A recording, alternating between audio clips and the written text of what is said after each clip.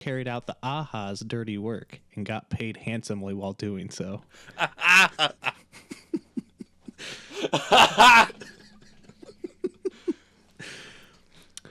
We'll keep that.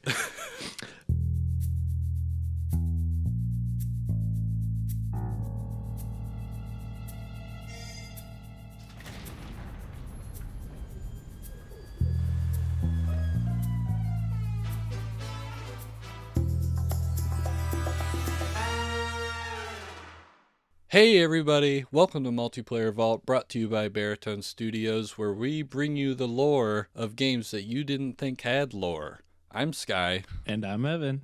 And in this episode, we're going to talk about Hunt Showdown. Yes. A game set in the 1890s Louisiana Bayou, a very interesting and unique setting. Yeah. So, without further ado, let's get into it. What do you get when you mix a bunch of creepy people with guns, a foreboding sense of doom, and racism? The correct answer to the question is Full Metal Jacket, but this episode is about Hunt Showdown. Granted, Hunt Showdown is also what you get when you mix all those things, so good on you if you did answer that way, despite my misdirection. Okay, now where were we? Oh yeah, racism. More specifically, the state of Louisiana in the mid-1890s. If any one of you doesn't know the history of Louisiana in that era, it's time for a lesson. Louisiana's governor at this time, Murphy J. Foster, was a real grade A scumbag. White supremacist, son of a slave owner, real piece of garbage person. He was infamous for signing the 1898 Louisiana State Constitution that put into place voter restrictions that targeted the state's large African American population. This effectively disfranchised the entire black population despite their large voting base, making Louisiana a Southern Democratic-controlled state for generations to come. Hunt Showdown truly begins when a creature claws its way to the surface of the Louisiana Bayou. Rumors about its origin ranged from a demon coming from the depths of hell or even a voodoo doll witch risen from the dark magic of its making, or, whatever it is. It began to weave corruption into the heart of the swamps and spread a vile disease via flies and mosquitoes. Word spread of the being's supposed existence, and it earned the name The Sculptor, with a capital S, because of how it reportedly molded horrors of unspeakable proportions into reality. The sickness spread rapidly through the populated areas of the bayou, leaving a path of death and vile alterations. The insects corrupted by the carnivorous carver would infect the people in the bayou and build nests in their midsection, often replacing organs entirely to make them. It was no question that these people died a horrific death. And to add on top of the ick, the bugs that made their home in their bodies would reanimate them into shambling husks. It wasn't just people, though. Animals of all shapes and sizes were affected, too. The bayou, which was already quiet and peaceful enough, was horrifyingly silent, and was only broken by the occasional moan of a long-dead human corpse walking on its 2 feet. Here's an example. We're keeping that in. Hell yeah. Tales of the outbreak in the swamp spread like wildfire, but thanks to Governor Foster, the extreme danger of the situation was downplayed. To quote Governor Foster from a press statement of his, I do declare, there are reports of an epidemic, a plague if you will, concerning populace down in the bayou. I refer to this as flagrant speculation. The people affected by this are no doubt of a low creed. I do declare it is not uncommon for their sort to be afflicted by maladies by which we superior men do not need to fear. I wish part of Hunt Showdown was hunting this guy and taking him out. But because of the bayou's predominantly black population, the sculptor and its atrocities were seen by the white supremacist government in Louisiana as, quote, colored folklore. And reports of dead bodies walking the earth and the land being left to waste fueled their hateful messaging even more. So nothing was to be done by the governor or his constituents. The Louisiana Bayou was a seclusion zone of supernatural degradation, and any who dared to enter it risked joining the dead that walked among the living. While no one in power in Louisiana was about to do anything about it, the American Hunters Association, or AHA, had a vested interest in the mysterious happenings of the swamps in the old Pelican State. They're a secret society of hunters that specialized in the unexplained features of the world. Just a decade previously, they had banished a poltergeist somewhere in the Northeast, but the organization had existed for hundreds of years at that point. The agents of the AHA were called hunters, hand-picked men and women who exhibited a knack for tracking and killing. They were the ones who carried out the AHA's dirty work and got paid handsomely while doing so. The leader of the AHA Louisiana branch, Dr. Philip Huff Jones, sent an investigator to investigate, go figure, rumors of a supernatural sort coming from the swamps. After the investigator barely got back to confirm the rumors with his life, Jones made plans to quell the sculptor's corruption. Using his skills in politics, the good doctor made relationships with local and state government officials to ensure the lack of interference in AHA affairs. Then he procured contracts from a myriad of weapons manufacturers and upped the recruitment of hunters to swell his ranks. The first wave of hunters found an almost alien world before them. The bayou had turned from a swamp into a living nightmare. Many who were sent to the bayou came back scarred and mentally unstable, speaking of the terrors they witnessed while on the hunt for the sculptor. Meanwhile, Evan is going to be on the hunt in his mind for solutions to some scenarios. Intermission time. Sky, where are we? Why are we in the swamp? Okay, Evan, in this intermission, I'm going to give you 2 scenarios, and you are going to give your best answer to come out in the best situation for yourself. I'll try my best. So first scenario, you are a hunter alone in the infected bayou, and the escape is right in front of you and about 100 meters away. Unfortunately, there's a pack of hellhounds between you and the extraction point, and you've exhausted your weapons down to a few throwing knives. What do you do to escape the bayou with your life? There's this great movie from 2001 or 2002 called Snow Dogs. You need to give it a watch. And distinctly a big part of my childhood on VHS. And I remember they said to assert your dominance, you have to bite the dog on the ear. So I would go up to that hellhound and bite its ear and become one with the pack. And then escape. We'd all escape together, yes.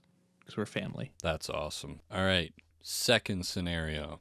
You are the sculptor, the big bad in all of Hunt Showdown. You have piles and piles of organic matter to mold your next horrific spawn. What will you create? I would make... Okay, so you're in the bayou. So there's lots of water, lots of mud. You're in the swamp. I would just make like a swamp monster, like the Pokemon Muck, or what's his face from the Scooby-Doo movie, like the tar monster. Yeah, I know who you're talking about. Yeah, that's what I'd make. Yeah. Would you use like fat or something to do it? I don't know. It'd probably be like a mixture of like mud and blood and, you know, all those other goody parts of human beings and animals. Disgusting, but oh yeah. But that's good. And there's our intermission. Back to the episode. After many incursions, the AHA had a good foothold in the goings of the swamp. Hunters would go in, do as much as they could, like collecting clues of the sculptor's whereabouts, and then leave before they became overwhelmed by the army of corpses that paraded throughout the area. If they were injured or mentally unwell, they were sent by the AHA to the nearby Jackson Institute to be treated. Remember when we said Jones was the good doctor? And that was probably the biggest lie we've ever told on this podcast. He wanted to learn more about the sculptor and its machinations, so he had the samples of various sculptors' originals taken to him where he, being the superintendent of Jackson Institute, would experiment on his patients. Yeah, real good doctor he is. After his test subjects' reserves ran dry, he began to experiment on the fresh supply of hunters that had come to his asylum. He called it, quote, the greater good. But it really was the corruption of the sculptor spreading to him whether he knew it or not. Besides the worst doctor ever, the AHA was making excellent progress in the swamp front. This prompted the sculptor to become more creative in the way it spread its dread. It did so by creating monsters made of horrifically altered flesh and bone. Such monsters as the spider, a gross amalgam of human appendages, and the assassin, a body controlled by a swarm of insects that can detach and reform parts at will. Really grotesque stuff. This changed the whole game for hunters in the Louisiana Bayou. Now they had to deal with these monsters alongside all the other dangers presented by the sculptor. To address the added hazard, The AHA thought it was prudent to give bonuses to hunters who were able to deal with the sculptor's new and improved creations.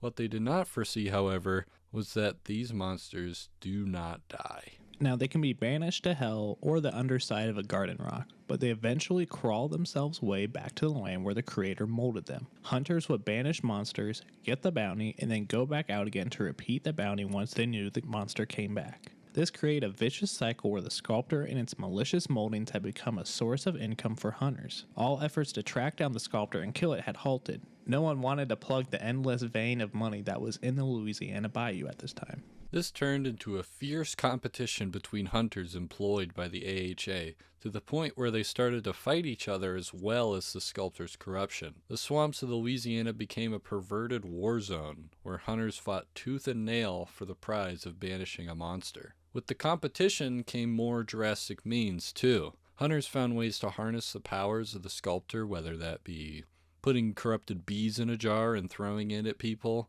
or touching into the supernatural powers of the sculptor to see through realities and revive fellow hunters. The AHA is left with a conundrum. Either they stop paying the hunters for repeated bounties and losing a large pool of manpower, or they keep this going and hope they can find a solution to the calamity in Louisiana before the growth of the sculptor's power outpaces them. Either way, the world is in a big herd of trouble. Hopefully, though, humanity will pull through, rising above the greed and finally defeating the sculptor.